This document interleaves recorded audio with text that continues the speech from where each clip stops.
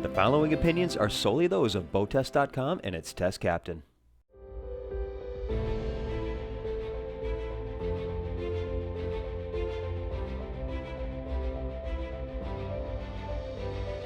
Hi, Captain Steve for BoatTEST.com, and today I am on the Summit 54 by Kadey-Krogen. This is part of a new lineup by Kadey-Krogen, and the biggest difference is it's on a planing hull, designed by Michael Peters. I'm going to put it through a full sea trial and performance evaluation. The Flying Bridge helm is center mounted, consists of a 16-inch Garmin display, there's a Garmin autopilot and a multi-data display flanking the main display. Engine displays are just below those. There's a Fusion stereo and a zip-wake auto-tab controller. There are joysticks for the bow and stern thruster, a remote control for the Garmin display. I'd like to see that moved back to the helm seat. Control for the Maxwell windlass.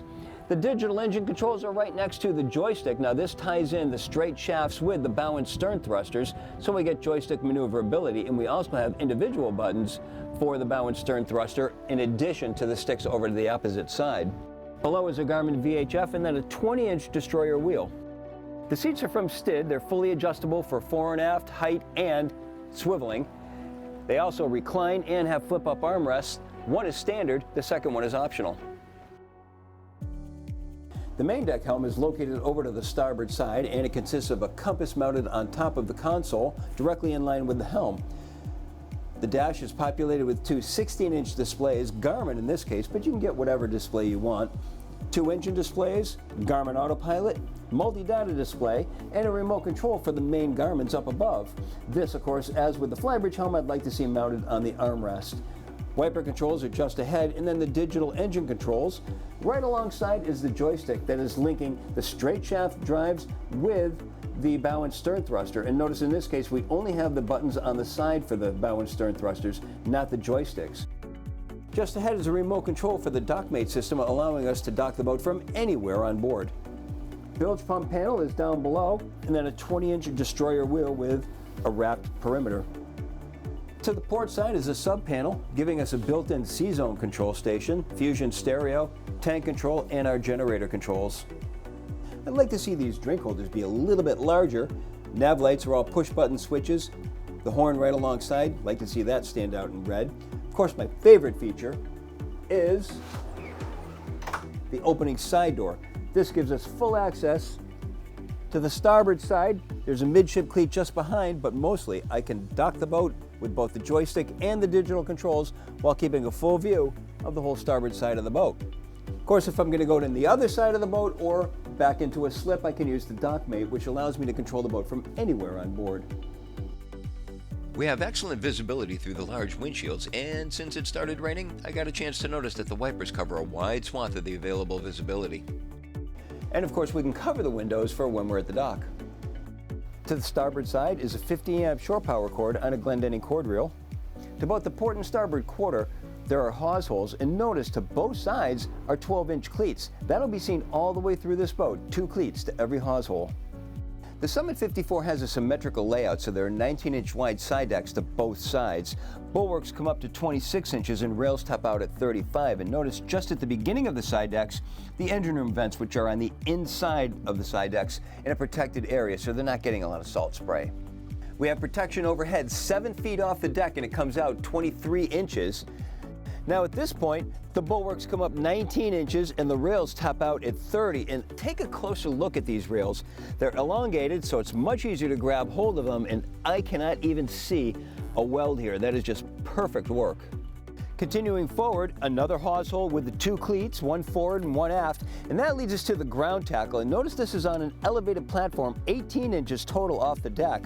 All of the working gear is on a platform that is surrounded by a little tow rail with drains on both sides, so we're not getting a lot of gunk over onto the deck. It's a Maxwell 1500 windlass, chain stopper, leads us to a pulpit-mounted stainless steel anchor roller and a Delta anchor just ahead of that. Just behind we have a connection for the remote control. Easy to use latches, lift up both side hatches. They're held open by gas struts. There's non-skid on top of the deck area. Here we've got a freshwater wash down, plenty of storage to the side. Over this side, a raw water wash down. These are SureFlow connections.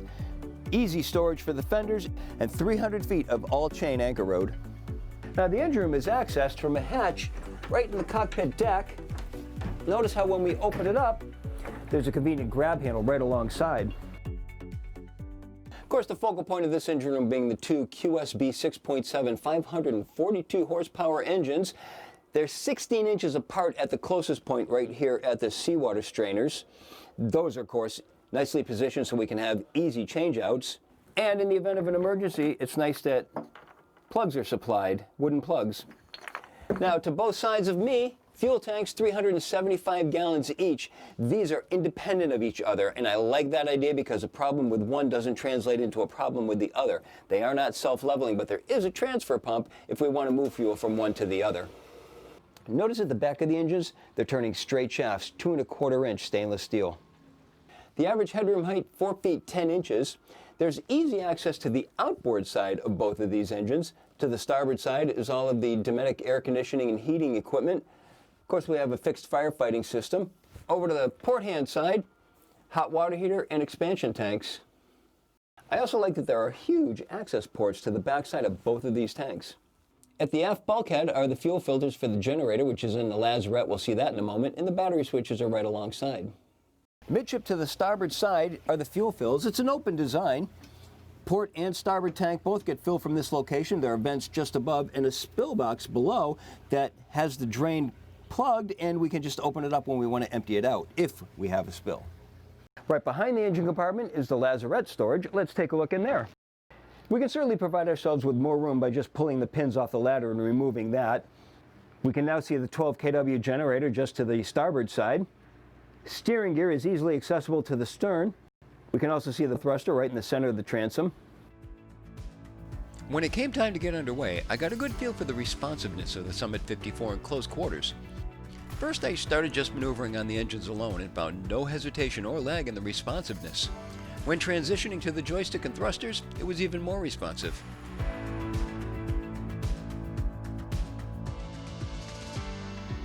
The Summit 54 has a length overall of 58 feet 5 inches, a beam of 15 feet 10 inches, and a half-load draft of 3 feet 7 inches.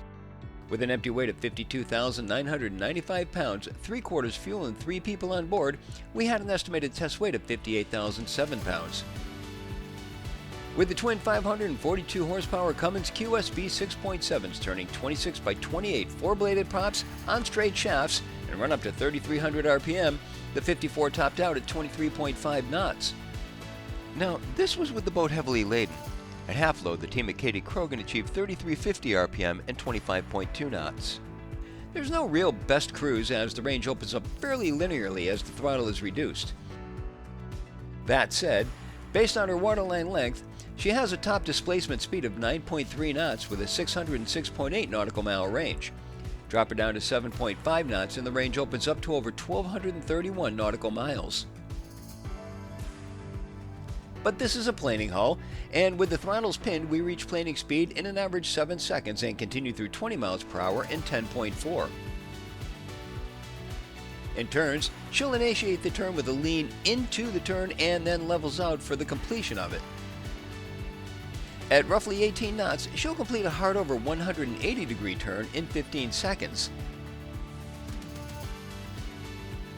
The return to the marina was more of the same excellent controllability. Coming into the dock, I activated the dock mate and backed her into the slip with that unit, and again, no surprises, just expected responsiveness.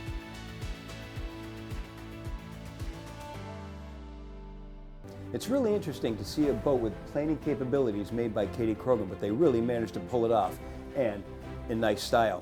She's also comfortable to be on board, but that's another video. Be sure to look for it. For now, this is my full sea trial and performance evaluation of the Summit 54 by Kadey-Krogen. For BoatTEST.com, I'm Captain Steve. We'll see you on the water.